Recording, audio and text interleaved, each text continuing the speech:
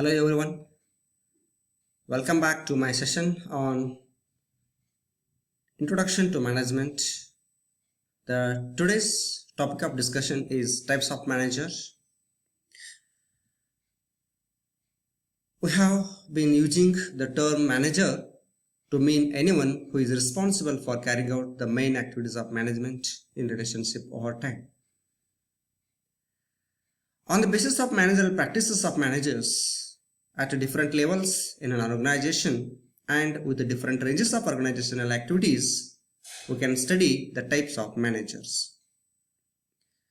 ಒಂದು ಸಂಸ್ಥೆಯಲ್ಲಿ ಆ ಸಂಸ್ಥೆಯ ಉದ್ದೇಶಗಳನ್ನು ಈಡೇರಿಸಬೇಕಾಗಿತ್ತು ಅಂತಂದ್ರೆ ಅಲ್ಲಿ ಒಂದು ಗುಂಪಿನ ರಿಲೇಶನ್ಶಿಪ್ ಅನ್ನು ಬಿಲ್ಡಪ್ ಮಾಡಬೇಕಾಗಿರ್ತದೆ. ಸೊ ಆ ಮೂಲಕ ಆ ರಿಲೇಶನ್ಶಿಪ್ ಬಿಲ್ಡಪ್ ಮಾಡಿ ಅಲ್ಲಿರುವಂತಹ ಎಲ್ಲ ರಿಸೋರ್ಸಸ್ಗಳನ್ನು ಸದುಪಯೋಗ ಪಡಿಸ್ಕೊಳ್ಬೇಕು ಅಥವಾ ಸದ್ಬಳಕೆ ಮಾಡ್ಕೊಳ್ಬೇಕಾಗಿತ್ತು ಅಂತಂದರೆ ಅಲ್ಲಿ ಪ್ರಮುಖವಾಗಿ ಒಬ್ಬ ವ್ಯಕ್ತಿಯ ಅವಶ್ಯಕತೆ ಇರ್ತದೆ. ಅವರನ್ನು ನಾವು ಮ್ಯಾನೇಜರ್ ಅಂತ ಹೇಳ್ಬೋದು. ಅಂತಹ ಮ್ಯಾನೇಜರ್ಗಳನ್ನು ನಾವು ಬೇರೆ ಬೇರೆ ಬಗೆಗಳಲ್ಲಿ ಗುರುತಿಸಬಹುದು. ಅವರು ಕೈಗೊಳ್ತಕ್ಕಂತಹ ಕಾರ್ಯಚಟುವಟಿಕೆಗಳನ್ನ ಆಧಾರವಾಗಿಟ್ಕೊಂಡು ಅಥವಾ ಅವರು ಯಾವ ರೀತಿಯಾಗಿರ್ತಕ್ಕಂತಹ ಸ್ಥಾನದಲ್ಲಿದ್ದಾರೆ ಅನ್ನೋದನ್ನು ಆಧಾರವಿಟ್ಕೊಂಡು ನಾವು ಆ ಮ್ಯಾನೇಜರ್ಗಳನ್ನ ಅಥವಾ ವ್ಯವಸ್ಥಾಪಕರನ್ನ ಬೇರೆ ಬೇರೆ ರೀತಿಯಲ್ಲಿ ವಿಂಗಡಣೆ ಮಾಡಬಹುದು. ಹಾಗೆ ಅಂತಹ ಮ್ಯಾನೇಜರ್ಗಳನ್ನ ನಾವು ಇಲ್ಲಿ ಪ್ರಮುಖವಾಗಿ ಎರಡು ಬಗೆಗಳಲ್ಲಿ ವಿಂಗಡಣೆ ಮಾಡಬಹುದು. One is on the basis of levels of management and another is on the basis of nature of job. On the basis of levels of management, we have three kinds of managers. One is top level manager, the second one is mid level manager, and the third one is lower level manager. And likewise, on the basis of nature of job or on the basis of functions, the manager can be classified in two classes as general manager and functional manager. Now let me first of all discuss about the types of managers on the basis of levels of management. There are three types of managers on the basis of levels of managers. ಸ್ತರಗಳ ಆಧಾರದ ಮೇಲೆ ವ್ಯವಸ್ಥಾಪಕರನ್ನು ನಾವು ಮೂರು ವಿಧಗಳಲ್ಲಿ ಗುರುತಿಸಬಹುದು. ಒಂದು top level managers ಅಂದರೆ ಉನ್ನತ ಸ್ತರದ ವ್ಯವಸ್ಥಾಪಕರು ಅಂತ.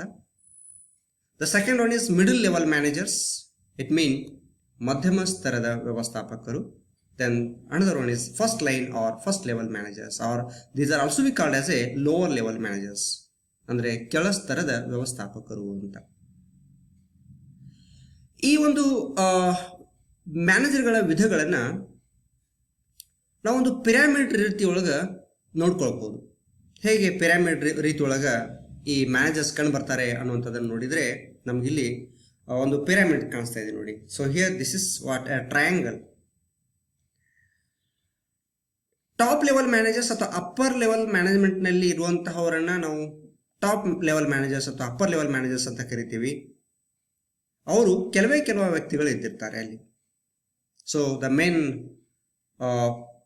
People's who will be there in that level are Chief Executive Officers, President, Chief Financial Officers, COO, CTO, VP Marketing, that means Vice President Marketing, like that. So Board of Directors, Chairman, ಈ ರೀತಿಯಾಗಿರ್ತಕ್ಕಂತಹ ವ್ಯಕ್ತಿಗಳನ್ನು ನಾವು upper level ಅಥವಾ top level managers ಅಂತ ನೋಡಬಹುದು. ಇನ್ನು middle level ಮ್ಯಾನೇಜ್ಮೆಂಟ್ನಲ್ಲಿ ಸಾಕಷ್ಟು ಜನ managers ಇರ್ತಾರೆ. ಸಾಕಷ್ಟು ಜನ ಅಂದರೆ that heads of the departments. Heads of the departments like sales department manager, purchase department manager, finance manager, production manager, marketing manager, human resource manager. Like this we have the heads of the departments, and those heads of the departments are considered here as a middle level managers. And in lower level management we have lower level managers or the frontline managers. Examples for them here: the team leader, assistant manager, foreman, shift managers, like this. So on the basis of level, ಅವರು ಯಾವ ಸ್ತರದಲ್ಲಿ ಕಾರ್ಯನಿರ್ವಹಿಸ್ತಾ ಇದ್ದಾರೆ ಅನ್ನೋದನ್ನ ಆಧಾರವಾಗಿ ಇಟ್ಕೊಂಡು ನಾವು ಹೀಗೆ ಮೂರು ವಿಧಗಳಲ್ಲಿ ಈ ಮ್ಯಾನೇಜರ್ಸ್ಗಳನ್ನ ಗುರುತಿಸಬಹುದು. top level managers are responsible for the overall management of the organization. ಇಡೀ ಆರ್ಗನೈಸೇಷನ್ ದ ಕಂಪ್ಲೀಟ್ ಉಸ್ತುವಾರಿ ಅವರದ್ದಿರ್ತದೆ. They establish operating policies and guide the organization's interaction with its environment.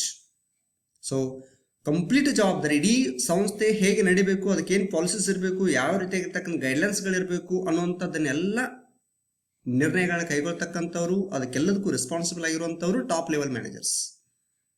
ಅವ್ರಿಗೆ ನಾವು ಉದಾಹರಣೆಗಳಂತ ಹೇಳಿದೀವಿ, chief executive officer, president, like that.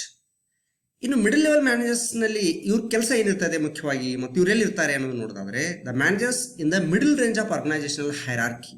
ಈಗ ತಾನು ನಾವು ಒಂದು ಟ್ರಯಾಂಗಲ್ ನೋಡಿದ್ದೀವಿ, ಅಲ್ಲಿ ಮಿಡಲ್ ಲೆವೆಲ್ದಲ್ಲಿ ಇದ್ರು ಇವರು.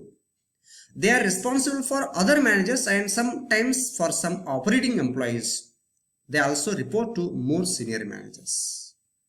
ಸೊ ಇವ್ರಿಗಿಂತ ಸೀನಿಯರ್ ಮ್ಯಾನೇಜರ್ಸ್ ಯಾರು ಇರ್ತಾರೋ ಅವ್ರಿಗೆ ಇವರು ರಿಪೋರ್ಟ್ ಮಾಡ್ತಾರೆ, ಮತ್ತು ಇವ್ರ ಕೆಳಗಡೆ ಯಾರು ಇರ್ತಾರಲ್ಲ, ಅಂದರೆ ಫ್ರಂಟ್ ಲೈನ್ ಮ್ಯಾನೇಜರ್ಸ್ ಅಂತ ಏನಿರ್ತಾರಲ್ಲ ಅವ್ರಿಗೆ ಇವರು ಗೈಡ್ ಮಾಡ್ತಾರೆ, ಅವ್ರಿಗೆ ಡೈರೆಕ್ಷನ್ ಮಾಡ್ತಿರ್ತಾರೆ.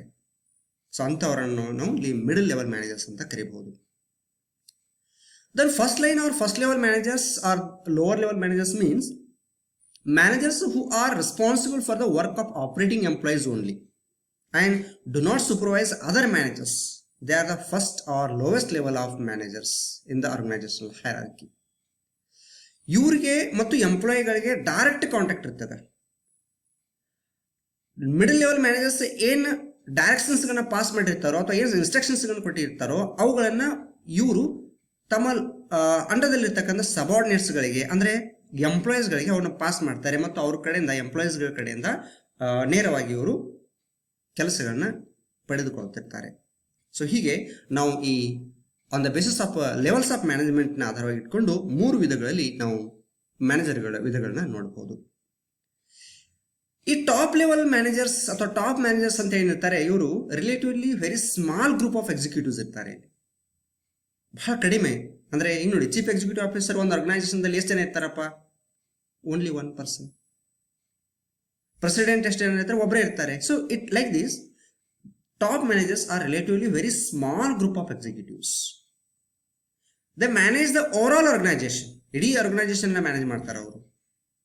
Establish its goals, overall strategy and operating policies.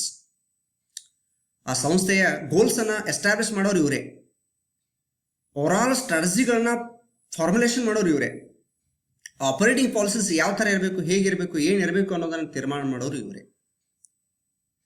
They represent the organisation in external environment. So ಈ ಆರ್ಗನೈಸೇಷನ್ ಜೊತೆಗೆ ಎಕ್ಸ್ಟರ್ನಲ್ ನಲ್ಲಿ ಇರ್ತಕ್ಕಂತಹ ಏನು ಎನ್ವೈರ್ಮೆಂಟ್ ಇದೆ, ಅಂದರೆ ಎಕನಾಮಿಕ್ ಎನ್ವೈರ್ಮೆಂಟ್ ಇರ್ಬೋದು, ಪೊಲಿಟಿಕಲ್ ಎನ್ವೈರ್ಮೆಂಟ್ ಇರ್ಬೋದು, ಅಥವಾ we can say that the government ಇರ್ಬೋದು, ಅಥವಾ ಕಸ್ಟಮರ್ಸ್ ಇರ್ಬೋದು, ಕಾಂಪಿಟೇಟರ್ ಇರ್ಬೋದು, ಸಪ್ಲೈಯರ್ಸ್ ಇರ್ಬೋದು, ಅವರೆಲ್ಲರ ಜೊತೆಗೆ ಸಂಪರ್ಕವನ್ನು ಹೊಂದಿರತಕ್ಕಂಥವ್ರು ಅಥವಾ ಈ ಟಾಪ್ ಲೆವೆಲ್ ಮ್ಯಾನೇಜರ್ಸ್ ಇರ್ತಾರೆ. ದೆ ಬಿಯರ್ ಮೇಜರ್ ರೆಸ್ಪಾನ್ಸಿಬಿಲಿಟೀಸ್. ಇವ್ರ ಮೇಲೆ ಅತಿ ಹೆಚ್ಚು ರೆಸ್ಪಾನ್ಸಿಬಿಲಿಟೀಸ್ ಇರ್ತದೆ ಅಂತ ಹೇಳ್ಬೋದು. Then as far as middle managers are concerned, they are having largest group of managers. ಈ ಆರ್ಗನೈಸೇಷನ್ದಲ್ಲಿ ಅತ್ಯಂತ ಹೆಚ್ಚು ಪ್ರಮಾಣದೊಳಗೆ ಇರ್ತಕ್ಕಂಥ ಮ್ಯಾನೇಜರ್ಸ್ ಅಂದರೆ ಅವರು ಮಿಡಲ್ ಲೆವೆಲ್ ಮ್ಯಾನೇಜರ್ಸ್ ಇರ್ತಾರೆ. ಯಾಕೆಂದರೆ ಪ್ರತಿಯೊಂದು ಡಿಪಾರ್ಟ್ಮೆಂಟಿಗೆ ಒಬ್ಬೊಬ್ಬರು ಮ್ಯಾನೇಜರ್ಸ್ ಅಂತ ಮಾಡಿರ್ತೀವಿ ನಾವು ಆರ್ಗನೈಸೇಷನ್ಸ್ಗಳಲ್ಲಿ. ಪ್ರೊಡಕ್ಷನ್ ಮ್ಯಾನೇಜರ್ ಅಂತಿರ್ತಾರೆ, ಸೇಲ್ಸ್ ಮ್ಯಾನೇಜರ್ ಅಂತಿರ್ತಾರೆ, ವೇರ್ ಹೌಸಿಂಗ್ ಮ್ಯಾನೇಜರ್ ಇರ್ತಾರೆ, ಫೈನಾನ್ಸ್ ಮ್ಯಾನೇಜರ್ ಅಂತಿರ್ತಾರೆ, ಹ್ಯೂಮನ್ ರಿಸೋರ್ಸ್ ಮ್ಯಾನೇಜರ್ಸ್ ಅಂತಿರ್ತಾರೆ. ಹೀಗೆ ಸಾಕಷ್ಟು ನಂಬರ್ಸ್ಗಳಲ್ಲಿ ನಾವು ಈ ಮ್ಯಾನೇಜರ್ಗಳನ್ನ ನೋಡ್ಬೋದು. Primarily responsible for implementing the policies and plans. ಇವರು ಪಾಲಿಸಿಗಳು ಮತ್ತು ಪ್ಲಾನ್ಗಳನ್ನ ಇಂಪ್ಲಿಮೆಂಟ್ ಮಾಡುವಂತಹ ಒಂದು ಪ್ರಾಥಮಿಕ ಜವಾಬ್ದಾರಿಯನ್ನು ಹೊಂದಿರ್ತಾರೆ ಅಂತ ಹೇಳ್ಕೊಳ್ಬೋದು. They supervise and coordinate the activities of lower level managers. So lower level ಮ್ಯಾನೇಜರ್ಸ್ಗಳನ್ನ ಸೂಪರ್ವೈಸ್ ಮಾಡೋದು ಮತ್ತು ಕೋಆರ್ಡಿನೇಟ್ ಮಾಡ್ತಕ್ಕಂತಹ ಒಂದು ಪ್ರಮುಖವಾಗಿರ್ತಕ್ಕಂತಹ ಕೆಲಸ ಕೂಡ ಇದಾಗಿರ್ತದೆ. Then now come to the first line managers. They coordinate and supervise the activities of operating employees. Spend a large proportion of their time supervising subordinates. ಇವರು ಸಬಾರ್ಡಿನೇಟ್ಸ್ಗಳನ್ನ supervise ಮಾಡ್ತಕ್ಕಂಥದ್ರೊಳಗೆ ಅತಿ ಹೆಚ್ಚಿನ ಪ್ರಮಾಣದಲ್ಲಿ ತಮ್ಮ ಸಮಯವನ್ನು ಕಳೀತಿರ್ತಾರೆ ಅಂತ ಹೇಳ್ಬೋದು. For nature or area of managerial job, we have 2 types of managers. One is functional manager and another is general manager. Functional manager ಅಂದರೆ ಕಾರ್ಯಾತ್ಮಕ ವ್ಯವಸ್ಥಾಪಕರು ಅಂತ ಹೇಳ್ತೀವಿ. ಹಾಗೆಯೇ ಜನರಲ್ ಮ್ಯಾನೇಜರ್ ಅಂತಂದರೆ ಪ್ರಧಾನ ವ್ಯವಸ್ಥಾಪಕರು ಅಂತ ಹೇಳ್ತೀವಿ. ಅವರು ಯಾವ ಏರಿಯಾದೊಳಗೆ ಕೆಲಸ ಮಾಡ್ತಾ ಇದ್ದಾರೆ, ಮ್ಯಾನೇಜ್ಮೆಂಟ್ ಮಾಡ್ತಾ ಇದ್ದಾರೆ, ಅಥವಾ ಯಾವ ಸ್ವರೂಪದ ಕೆಲಸವನ್ನು ಅವ್ರು ಮಾಡ್ತಾ ಇದ್ದಾರೆ ಅನ್ನೋದನ್ನು ಆಧಾರ ಇಟ್ಕೊಂಡು ಹೀಗೆ ನಾವು ಎರಡು ವಿಧದಲ್ಲಿ ಈ ವ್ಯವಸ್ಥಾಪಕರನ್ನ ಗುರುತಿಸಬಹುದು. Functional manager is a manager responsible for just one organizational activity such as finance or human resource. ಯಾವುದಾದ್ರೂ ಒಂದು ಪ್ರಮುಖವಾಗಿರ್ತಕ್ಕಂತಹ ಖಾತೆ ಅಥವಾ ಒಂದು ಇಲಾಖೆಯನ್ನು ಇವರು ನಿಭಾಯಿಸುತ್ತಿರ್ತಾರೆ. They are responsible for that department only. So for example, finance manager is responsible for finance department only. Human resource manager is responsible for his department, that is human resource department only. Production manager is responsible for production department only. Like this, the functional manager is having the responsibility of only one organizational activity. Likewise, general manager is responsible for all functional activities, such as he is responsible for production as well as for sales as well as for marketing as well as for finance for an organization such as a company or a subsidiary. So in this way, on the basis of area of managerial job or on the basis of nature, we can classify the manager in two classes as functional manager and general manager. So dear students, throughout this session we have discussed about the types of managers. Here there are two types of managers. One is on the basis of level of management and on the basis of nature of job or area of managerial job. On the basis of levels of management, we have three classes of managers. One is top level manager, the second one is mid level manager, and another is lower level manager. Likewise, we have the classification of managers on the basis of nature of job as a general manager and functional manager. So these are my references. You can go through these things. Thank you very much for watching.